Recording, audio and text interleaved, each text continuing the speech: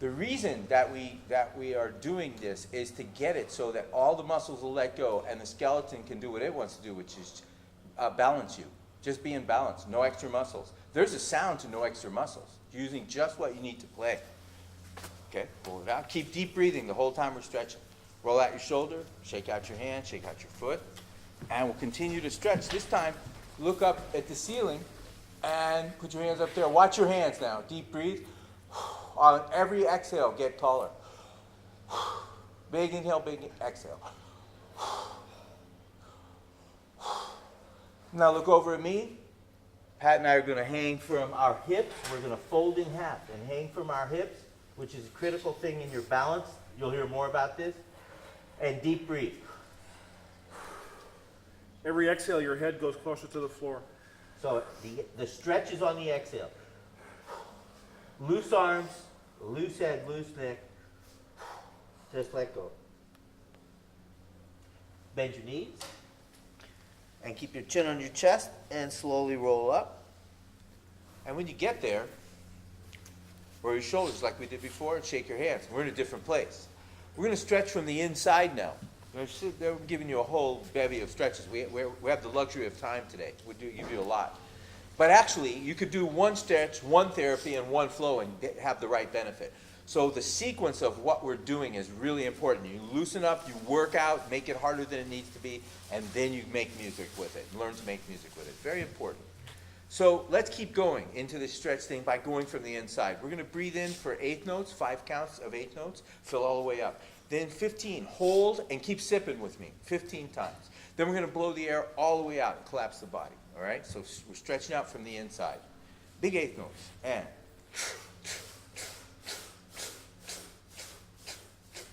now hold. 1, 2, 3, 4, 5, 6, 7, 8, 9, 10, 11, 12, 13, 14, 15. Blow it all out. Now do this. Inside. Do it again. Bring in your air. Bring your head, hands over your head, and go. Let it go. You can make a lot of noise. Now roll it out. It's like you've valve oiled your shoulder. So if they're that relaxed and we're out on the field and we're going to move a lot of air, that's what we're going to do. We're not going to move a lot of muscles. We're going to move a lot of air. We're relaxing the muscles. We're trying to get them to sit still and enjoy what is a beautiful stretch, and that's just normal breathing. Would you like to talk about balance? I'm watching. We'll do backwards. Yeah, okay. So we did 5 of the 6 directions with this forward bend. So now we'll go backwards and go a direction that most people will never, ever go. Right? So here's the way to be safe.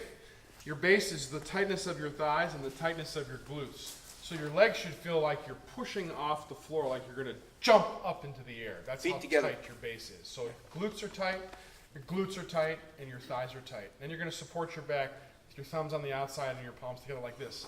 Like your mom's yelling at you, like, what?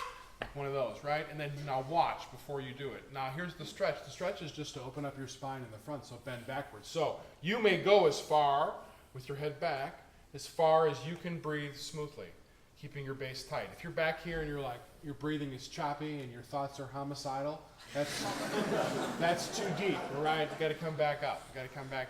That's where you stay relaxed. So everybody, and if this is as far as you can go in your stretch, that's fine. It's no problem. That's more of a stretch for your spine than you've ever done. So tight glutes, tight thighs, support your back. And lean back as far as you can breathe smoothly. And think about relaxing in the front of your body. Let your spine open up in the front. Keep your glutes tight, keep your thighs tight. That will keep you from falling over. If those loosen, you will fall over. All right? Good. Now breathe again. And open up, and one more time. Good. Next exhale, tighten your glutes and thighs even more and come back up. Flip over the top, let go, roll it out, shake it out. Those are the 6 directions that your spine moves. Left and right twisting, left and right laterally, forward and backwards. And your spine will be more equalized. You'll feel much better every time if you do this. Every class, between classes, get your spine back to where it's supposed to be. It's supposed to move like that. It's not supposed to be only curve forward. Right? Only reason the color guard stands like this is because they stood like this for too long. Huh? How about you guys when you do the marching and then you walk to class all day long and you do your stuff and then all of a sudden you're in marching band and as soon as you're done doing drill, everybody's got to go, and they got to bend their back forward. You know why? Because it's too arched when you're standing there. Because you're trying to stand up instead of stand down with your skeleton. All right, so it's time to teach that. Time to teach balance. All right, so we've stretched out in all 6 directions for our spine. Our body's feeling easier to be loose. So now it's trying to train ourselves to use our skeleton to balance our body instead of our muscles. So our skeleton is what's supposed to support us. So it starts with our feet. So your feet are inside your hips, left and right, and you're balancing on your feet. And there's 4 points, 2 in the front and 2 in the back. You can feel the 2 in the front if you lean too far forward. You feel those 2 points on the inside and the outside of your foot gripping to keep you from falling over. Come back towards the middle until that tension melts out of your legs. That's the middle. If you go back a little bit too far on your heels, you'll notice that the tension shows up at the front of your body and that there's 2 points on the inside and outside of your heels. So now think about those 4 points, 2 in the front, 2 in the back on each foot, and balance them evenly, equally. Best way to teach yourself to do that right is to do it wrong. Notice how the body's imbalance is always on the opposite side of the direction you're out of balance.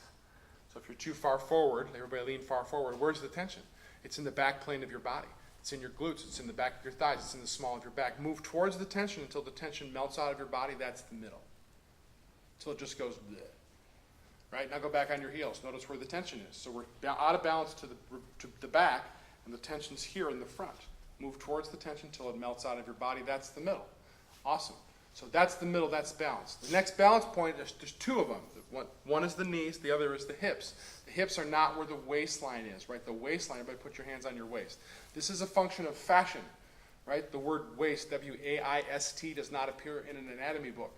It's a function of fashion. It's where your belt goes. Unless you ride a skateboard, then it's lower, or you're older and then it's higher, okay? But that's where your belt goes. It's not where your body bends. If anybody ever told you, hey, bow from your waist, just think about where your waist is and bow from there. Fold yourself in half from the waist.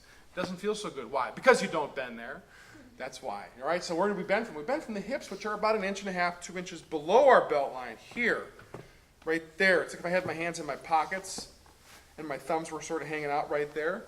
That's my hip joint. That's where I bend in half from. And it's halfway between my belly button and the outside of my outside here. It's right there. And it's halfway from front to back. So it's here in the middle, but at this point. That's where you bend from. So bend too far forward, bend too far back. Now notice what your knees do. Go too far back with your upper body, and your hips are now too far forward. What do your knees do? They bend. Bring them back to the middle. Make your hips go too far back at the center plane of your body. What do your knees do? They lock. They bend and lock to keep you upright. They're supposed to do that. So we're not supposed to be either when we're standing balanced in the middle, right? We're not supposed to be either. So now, with your feet balanced left and right, with those 4 points balanced, do it wrong to get it right. So lean too far forward, lean too far back. Notice what your knees do, notice what your hips do, and line them up. Top to bottom, left to right. Absolutely even. Equal in the middle. The next one's the small of your back. It's kind of halfway between front to back and halfway between left to right. Right in the middle, but right above your tailbone, right back there. Right? The next one is where your arm attaches to your body. You have a bone-to-bone connection of your arm to your body. Show me on your body where you believe that your arm is attached to your body. You know, where the arm and the body come together, bone to bone, bone to bone, bone to bone. This is great. Everybody's got the similar concept. Some of you are pointing up here, which is close to the right answer. A lot of you are pointing out here, which seems to be the obvious answer, because I said, where does your arm attach to your body? You're like, okay, arm, body, arm, body. It's like, I get it. Right? It's like, that's not correct, all right? It's not. Or some of you, a lot of you are pointing up here, which is great because you're like, oh, well, I feel movement here. And so you maybe had your hand on your shoulder blade, which is called the scapula. Well, that's part of your arm. Your shoulder blade, your scapula, is a part of your arm, but that's not the bone-to-bone connection of your arm to your body. Your bone-to-bone connection of your arm to your body is where your collarbone meets your sternum. It's right smack dab in the middle, right here. So take your left hand, make the peace sign.